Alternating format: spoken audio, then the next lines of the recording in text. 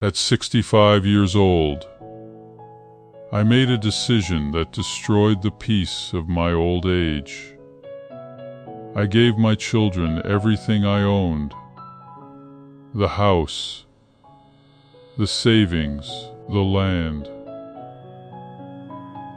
all of it. And for a short time they called me the greatest father in the world. But today, at 70 years old, I sit alone in a quiet little house on the outskirts of town, wondering how a man who sacrificed everything for his family ended up feeling like a burden. My name is Richard Thompson, and tonight I want to tell you my story, not because I hate my children, I still love them deeply, but because I know many older parents are making the same mistake right now, thinking love alone will protect them. I used to believe that too. For nearly 40 years I worked as a truck driver. Long roads, snowstorms, sleepless nights. I missed birthdays. I missed holidays. I spent countless nights eating cold meals alone inside a truck stop parking lot. But every sacrifice had meaning to me because it was for my family. I wanted my children to have a better life than I had. And honestly, those years were beautiful. My wife Emily was the heart of our home. Every morning she filled the kitchen with the smell of coffee. Every Christmas she made the house feel warm. And every time life became difficult, she somehow made it easier. Back then, our house was full of noise, children running, doors slamming, laughter from the living room. At the time, I thought those moments would last forever. I didn't realize that one day the same house would become painfully quiet. As the years passed, our children grew up and built lives of their own. That's normal. That's life. And Emily and I were proud of them. Very proud. Then, when I turned 65, my children started telling me, "Dad, you should relax now. You've done enough. Let us take care of things from here." Hearing those words felt comforting. It made me feel loved. So eventually I made a decision that I thought was wise. I divided my property between my children. I thought I was preventing future conflict. I thought I was creating peace for the family, but slowly, everything began to change. After giving away everything, Emily and I started moving between our children's homes. At first we told ourselves it was temporary, and honestly in the beginning it felt nice. The grandchildren laughed, the family ate dinner together. It felt warm. But as months passed, I began noticing something painful. I was getting older. Sometimes I forgot small things.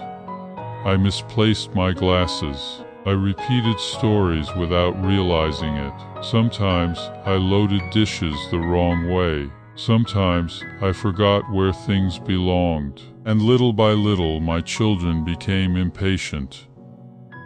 "Dad, I already told you that. Dad, why do you keep forgetting? That's not how we do things here." Those words may sound small, but when you hear them every day, they slowly crush your spirit. One evening, my son became irritated because I accidentally left the kitchen light on. Another time, my daughter sighed heavily because I folded towels the wrong way. And one night, while lying awake in a small guest room, I suddenly remembered something. When my children were young, they made mistakes constantly. They spilled milk. They broke dishes. They forgot things. They cried loudly. They made messes everywhere. And yet, Emily and I were patient with them, very patient. We repeated ourselves 1,000 times. We taught them gently. We never made them feel like a burden. Because that's what love does. Love is patient, but growing old has a strange way of making people lose patience with you. That realization hurt me deeply, not because I wanted perfection, not because I expected luxury. I only wanted to feel welcome, to feel that my existence didn't annoy anyone.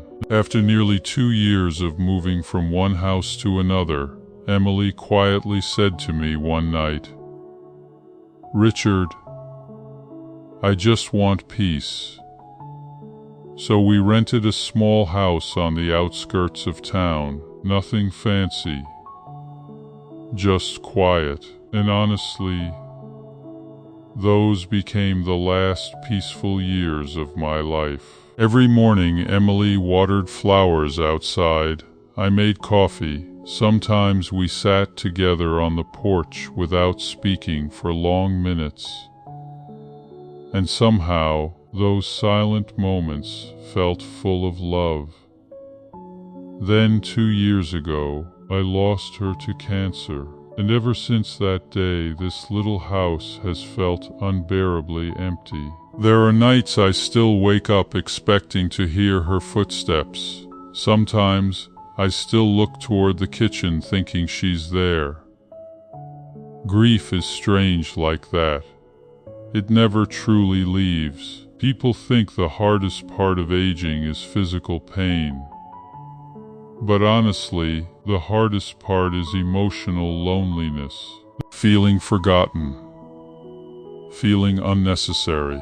Feeling like the world has moved on without you. There were nights I sat alone in the dark, hearing nothing except the ticking of an old clock, and I kept asking myself, how did life become this quiet? One afternoon I was sitting alone in a small park, feeding birds.